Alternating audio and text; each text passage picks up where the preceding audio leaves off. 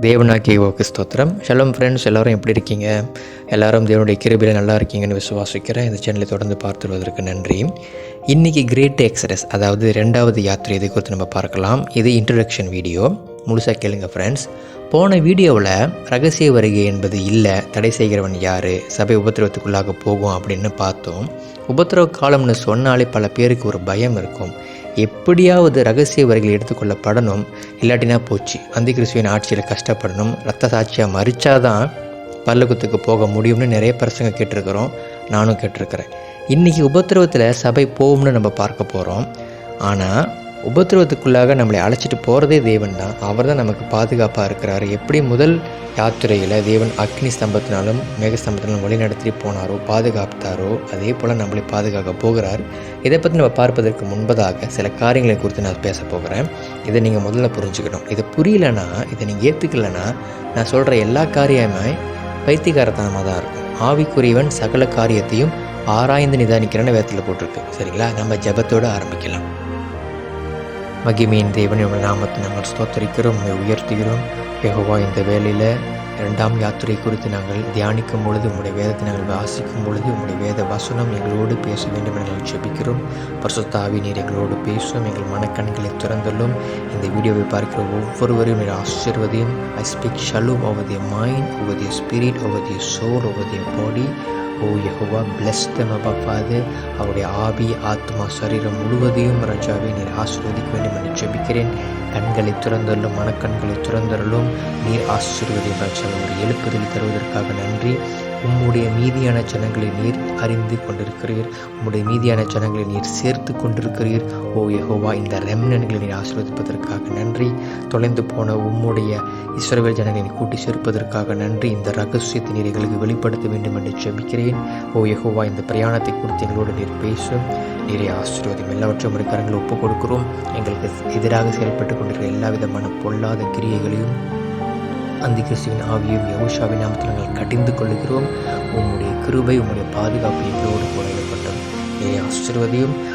உங்களுடைய சித்தம் பரலோகத்தில் செய்யப்படுவது போல பூமியிலேயும் எங்கள் வாழ்க்கையிலையும் செய்யப்படட்டும். உங்களுடைய ராஜ்யம் எங்கள் வாழ்க்கையில் கட்டப்படட்டும். நீரை ஆசீர்வதியும், வழிநடத்த வேண்டும் என்று மாறாத யெகோவாவின் நாமத்தினால் ஜெபிக்கிறோம். ஆமென். ஓகே ஃப்ரெண்ட்ஸ், நம்ம ஆரம்பிக்கலாம். வெளிப்படுத்தின விசேஷம் 12ஆம் அதிகாரம் 17ஆம் வசனம் நான் வாசிக்கிறேன். அப்பொழுது வலுசரபமானது ஸ்திரியின் மேல் கோபம் கொண்டு தேவனுடைய கற்பனைகளை கை கொள்ளுகிறவர்களும் இயேசு கிறிஸ்துவை குறித்து சாட்சியை உடையவர்களுமாகிய அவளுடைய சந்ததியான மற்றவர்களுடனே யுத்தம் பண்ண போயிற்று. அடுத்த வசனம் வெளிப்படுத்தின விசேஷம் 14ஆம் அதிகாரம் 12-13ஆம் வசனம் நான் வாசிக்கிறேன். தேவனுடைய கற்பனைகளையும் இயேசுவின் மேலுள்ள விசுவாசத்தையும் காத்து கொள்கிறவர்களாகிய பரிசுத்தவான்களுடைய பொறுமை இதிலே விளங்கும் என்று கூறினான். பின்பு பரலோகத்திலிருந்து ஒரு சத்தம் உண்டாக கேட்டேன். அது, கர்த்தருக்குள் மரிக்கிறவர்கள் இது முதல் பாக்கியவான்கள் என்று எழுது.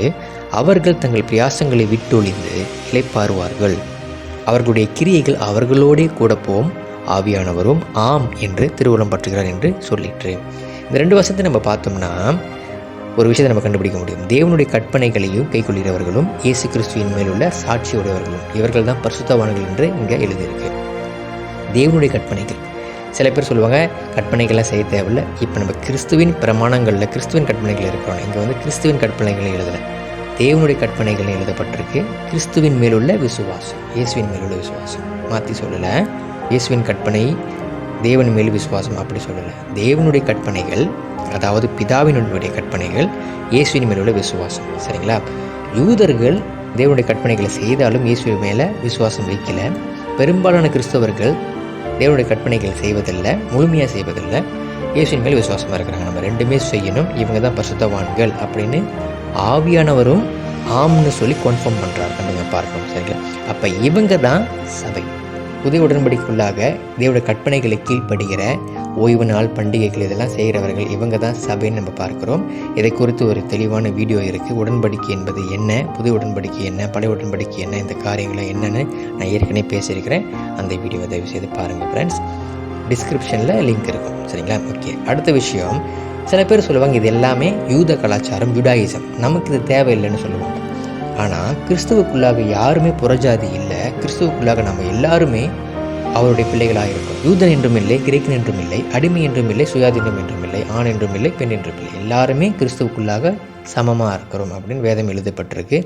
நாம் இனி புறஜாதிகள் இல்லை என்ற ஒரு வீடியோ இருக்குது, அதுவும் லிங்க் நான் கீழே தரேன். அந்த வீடியோவை நீங்கள் பாருங்கள். உங்களுக்கு ஏதாவது கேள்வி இருந்தால் நீங்கள் தாராளமாக கொமெண்டில் கேட்கலாம். நம்ம எல்லாருமே இஸ்ரவேலர்கள் அப்படின்னு நான் சொன்னேன். ஒரு எனாலஜி நான் சொல்கிறேன், யோசிச்சு பாருங்கள் ஃப்ரெண்ட்ஸ். வெளிப்படுத்தின விசேஷத்தில் புதிய எருசலேம் பற்றி எழுதப்பட்டிருக்கும். அதோட 12 அஸ்திபார கல்லுக்கு 12 அப்போஸ்தலருடைய பேர் எழுதப்பட்டிருக்கும். வெளிப்படுத்தின விசேஷம் இன்றைக்கி 21ஆம் அதிகாரம் நீங்கள் வாசிக்கலாம். அதில் 12 வாசல்கள் இருக்கும். அந்த 12 வாசல்களுடைய பெயர் இஸ்ரவேல் கோத்திர பிதாக்கள். பாருங்கள், அஸ்திபாரம் கிறிஸ்துவின் அப்போஸ்தலர்கள், வாசல்கள் 12 கோத்திர பிதாக்களுடைய நாமம். அப்படின்னா புதிய எருசலேமுக்குள்ளாக நம்ம நுழையணும்னா 12 கோத்திர பிதாக்களுடைய ஏதாவது ஒரு வாசலுக்குள்ளாக தான் நம்ம போக முடியும். இஸ்ரவேல் என்ற வாசலுக்குள்ளாக தான் நம்ம போக முடியுமே ஒழிய வேறு ஒரு வாசல் இல்லை, புறஜாதிகளுக்குன்ற வாசல் இல்லை. ஆனால் இன்றைக்கி சபை எப்படி நமக்கு போதிக்குதுன்னா, அஸ்திபாரம் இஸ்ரவேலர்கள், வாசல் 12 அப்போஸ்தலர்கள், இயேசுவின் சீஷர்கள் அப்படின்ற ஒரு எனாலஜியில் தான் நம்ம போதிக்கிறாங்க. நம்ம யோசிச்சு பாருங்கள், அஸ்திபாரம் தான் கிறிஸ்துவின் அப்போஸ்தலர்கள், சீஷர்கள், நுழைவாசல் தான் கோத்திர பிதாக்கள் இஸ்ரவேல். இஸ்ரவேல் என்ற வாசலில் இல்லாமல் நம்ம உள்ளுக்கு நுழைய முடியாது. நம்ம எல்லாரும் இஸ்ரவேலர்கள். 12 கோத்திரத்தில் நம்ம எந்த கோத்திரம் அப்படின்ற ஒரு கேள்வி இருந்தாலும் பரவாயில்ல. எது நமக்கு முக்கியம்னா நம்ம இஸ்ரவேலர்களாக இருக்கிறோம், அதுதான் முக்கியம், புறஜாதிகள் இல்லை. சரிங்களா? ஓகே. இன்னொரு விஷயம் நீங்கள் நல்லா புரிஞ்சுக்கணும். இஸ்ரவேல் என்ற ராஜ்யம் 2ஆக உடைந்து போனது. சாலமோன் ராஜாவுக்கு பிறகு 2ஆக உடைந்து 2 ராஜ்யம், 2 ராஜாக்கள் இருந்தாங்க. 2 ராஜ்யமும் தேவனுக்கு விரோதமாக பாவம் செஞ்சு சிறைப்பிடிக்கப்பட்டு போனாங்க. யூதா ராஜ்யம் பாபிலோனுக்கு போய் 70 வருஷம் கழித்து திரும்பி வந்தாங்க. இவங்க தான் ஜூடாயிசம் என்ற ஒரு காரியத்தை ஆரம்பித்தாங்க. அடுத்து இஸ்ரவேல் ராஜ்யம், அதாவது எப்பிராயிம் ராஜ்யம், 10 கோத்திரங்கள் இருந்தாங்களே, அவங்க அசிரியர்களால் சிறைப்பிடிக்கப்பட்டு போய் திரும்பி வரல. உலகமெங்கும் சிதறடிக்கப்பட்டு போயிட்டாங்க. உலகமெங்கும் இருக்கிற சகல மற்ற நிறைய நாடுகளில் கலந்துட்டாங்க. அப்போ இவங்க மூலிமா அவங்க தங்கியிருக்கிற நாட்டில் சுவிசேஷம் அறிவிக்கப்பட்டு மற்ற புறஜாதிகளும் கிறிஸ்துவுக்குள்ளாக இஸ்ரவேல் என்ற காணியாட்சிக்குள்ளாக ஒட்ட வைக்கப்படுகிறோம். இது ரோமர் 11ஆம் அதிகாரத்தில் நம்ம பார்க்கிறோம். காட்டு ஒலிவ மரமாகிய புறஜாதி நம்ம சுபாவ கிளைகளாகிய ஒலிவ மரத்தில் ஒட்ட வைக்கப்படுகிறோம். நம்ம இஸ்ரவேலர்களாக இருக்கிறோம். நம்ம இனி புறஜாதிகள் இல்லை என்பதை நம்ம தெளிவாக நம்ம பார்க்கிறோம். அப்போ இந்த 10 சிதறடிக்கப்பட்ட இஸ்ரவேலர்களை இந்த லாஸ்ட் ட்ரைப் ஆஃப் இஸ்ரேல்னு சொல்லுவாங்க. இந்த சிதறடிக்கப்பட்ட இஸ்ரவேலர்கள் திரும்பி வருவது அலியா தீர்க்க தரிசனம். இந்த தீர்க்க தரிசனம் இப்போ நிறைவேறி கொண்டிருக்கிறது. இது ஒரு கிரேட் கேதரிங், இது ஒரு ஒன்று கூடுதல், ஒரு பெரிய ஒன்று கூடுதல், இது ஒரு ரகசியம். இந்த ஒன்று கூடுதலை தான் நம்ம பார்க்குறோம். இந்த ஒன்று கூடி வரும்பொழுது தான் இஸ்ரவேல் முழுமையடையுது. இன்னொரு எனாலஜி எனக்கு ஞாபகத்தில் வருது.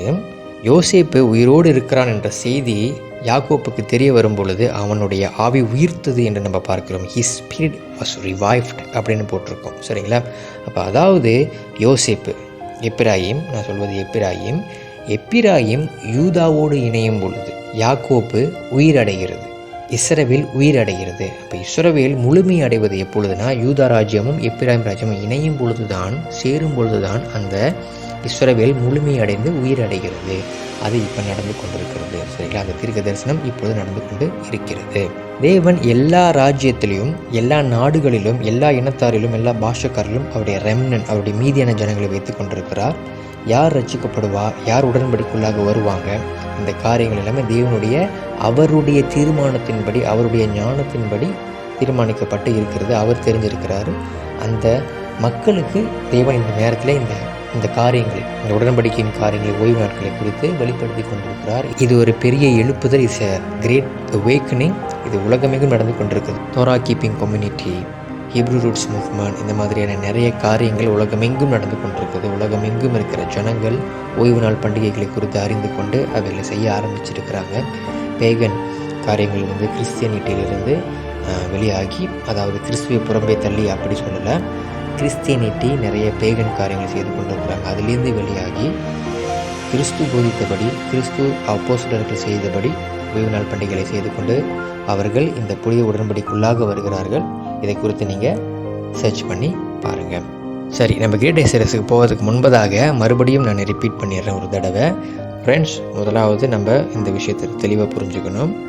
நாம் உடன்படிக்கை கீழ்ப்படியவர்களாக இருந்து தேவனுடைய கற்பனைகள், அவருடைய ஓய்வு நாள் பண்டிகைகள் செய்கிறவர்களாக கரெக்டாக இருக்கணும்.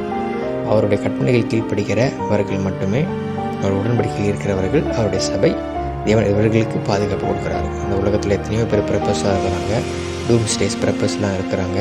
உலக பேரழிவுகளுக்கு முன்பதாக பூமிக்கு அடியில் நிறைய பாதுகாப்பு அறைகளை உருவாக்கி அங்கே தங்கிறதுக்கு ஆயத்தம் பண்ணிகிட்டு இருக்கிறவங்க இருக்கிறாங்க. ஆனால் நம்மளுடைய பாதுகாப்பு தேவனிடத்துலேருந்து வருகிறது. அவர் நம்மை பாதுகாப்பார் என்ற வாக்குத்தத்தம் நமக்கு இருக்குது. அடுத்து நாம் புறஜாதிகளில் நம்ம எல்லாருமே இஸ்ரவேலர்கள்.